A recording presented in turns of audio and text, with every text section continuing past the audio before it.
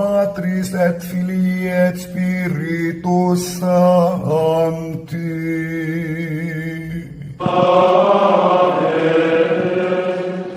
Dominus vobiscum.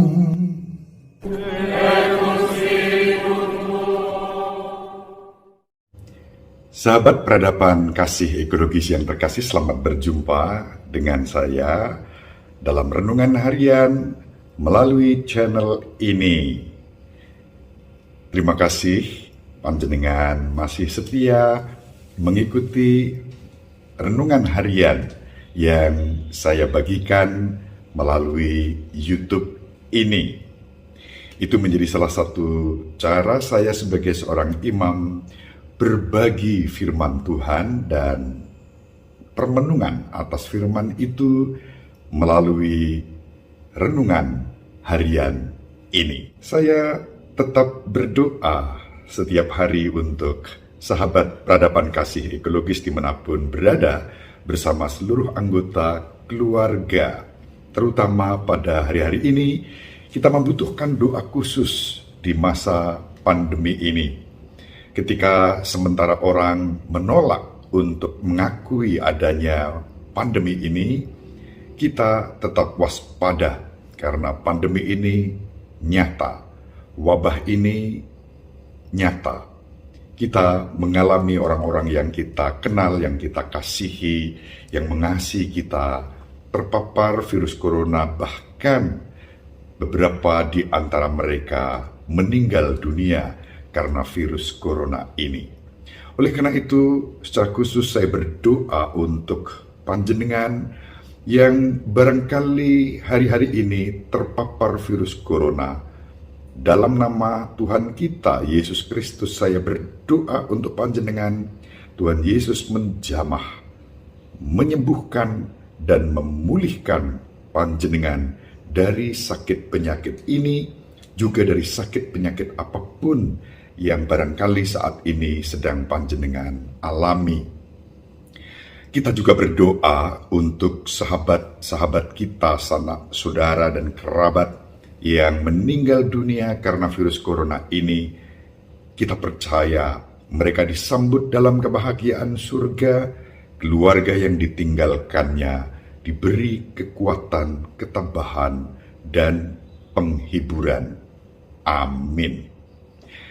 Sahabat peradaban kasih ekologis yang terkasih, hari ini kita melanjutkan renungan harian kita dengan mendasarkan diri pada bacaan Injil hari ini, yaitu bacaan yang diambil dari Injil Matius bab 11 ayat 20 sampai 24. Dalam perikop ini kita berjumpa dengan Yesus yang mungkin terasa tidak nyaman untuk kita karena Yesus mengecam beberapa kota yang menolak untuk percaya dan bertobat atas pewartaan Injil Kerajaan Surga yang disampaikannya bersama para rasulnya. Namun perlu kita catat, sahabat peradaban kasih ekologis yang terkasih, kalau Yesus mengecam kota-kota yang menolak Yesus, itu tidak dilakukan dengan kebencian. Kecaman itu lebih merupakan satu keprihatinan karena Yesus tidak bisa tidak mengasihi semua orang, termasuk penduduk di kota-kota yang dikecam oleh Yesus. Disebutkan ada Korazim, ada Betsaida, ada Kapernaum. Bahkan Kapernaum yang disebut sebagai kota Yesus, di sana dan di kota-kota itu Yesus membuat banyak mujizat, tetap saja mereka menolak Yesus. Dan penolakan itu membuat Yesus prihatin. Yesus barangkali juga kecewa, tetapi kekecewaan itu tidak membuat Yesus kemudian memberikan satu kecaman dalam kebencian, melainkan kecaman yang mengajak orang untuk sadar betapa kasih Allah itu begitu besar dan disampaikan oleh Yesus sendiri. Itu makna dasar yang saya tangkap dan saya renungkan. Kecaman itu tidak didasarkan pada rasa benci atau dendam atau sakit hati, tetapi justru meluap dari cinta kasihnya, dari kerahimannya, dari belas kasihnya. Sahabat peradaban kasih ekologis yang terkasih dimanapun berada, apa makna yang bisa kita petik dari perikop Injil hari ini? Sama seperti Yesus, kita diajak untuk terus mengedepankan dan mengutamakan cinta kasih di dalam kehidupan ini. Mungkin kita mengalami seperti yang Yesus alami, penolakan atas kebaikan-kebaikan yang hendak kita bagikan, yang hendak kita wartakan. Ambillah contoh di masa pandemi ini, upaya-upaya pemerintah, tim medis, perawat, dokter, relawan, para pemuka agama dan masyarakat yang mendorong agar kita semua menjaga kesehatan melalui vaksin, rapid, atau swab, apapun sebutannya. Semua itu dimaksudkan agar kita mengalami keselamatan dalam keadaan sehat di masa pandemi ini.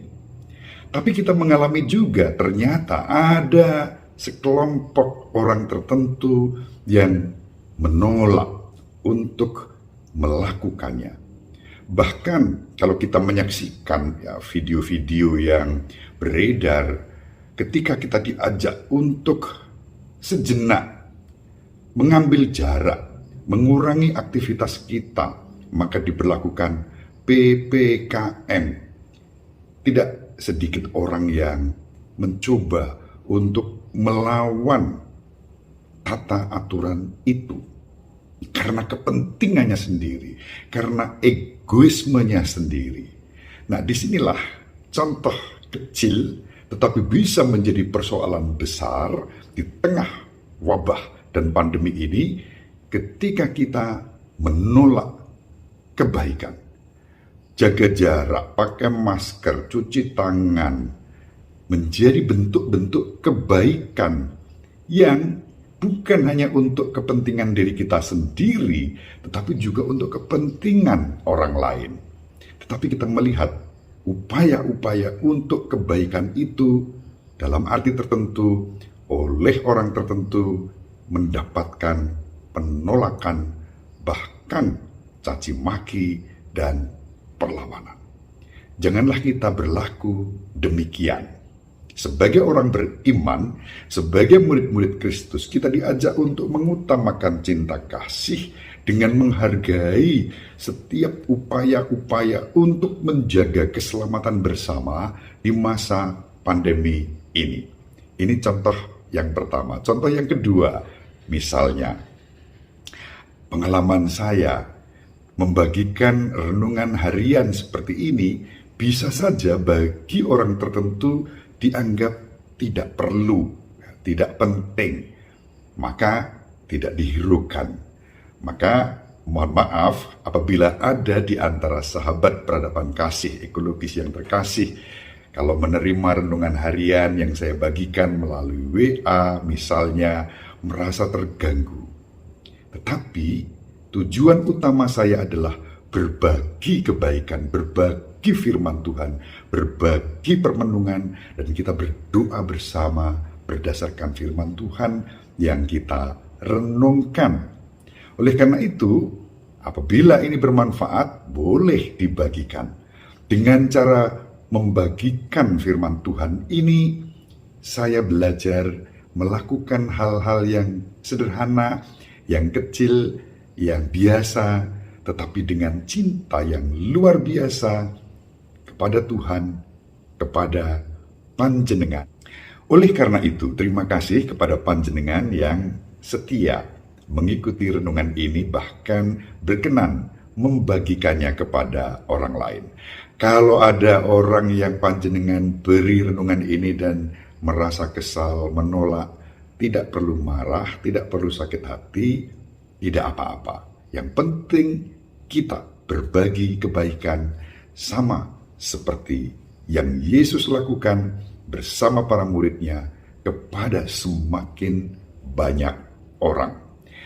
Dengan demikian, sahabat peradaban kasih ekologis yang terkasih, moga-moga nama Tuhan semakin dimuliakan, kasih dan kerahimannya semakin dihadirkan di dalam kehidupan kita. Jangan lelah bekerja di ladang Tuhan, mewartakan kasih kerahimannya, mewartakan sabda Tuhan, dan sabda Tuhan tidak akan pernah sia-sia. Ibu Maria mendoakan kita, Bapak Yusuf merestui kita dengan keheningannya. Semoga sahabat peradaban kasih ekologis dimanapun berada selalu dibimbing, dilindungi, dan diberkati oleh Allah yang Maha Kuasa, Bapa dan Putera dan Roh Kudus. Amin. Terima kasih. Salam sehat. Tetap semangat. Jangan lupa bahagia. Sahabat peradaban kasih yang terkasih, sampai jumpa pada episode berikutnya. Terima kasih atas kebersamaan kita. Salam peradaban kasih ekologis, berkah dalam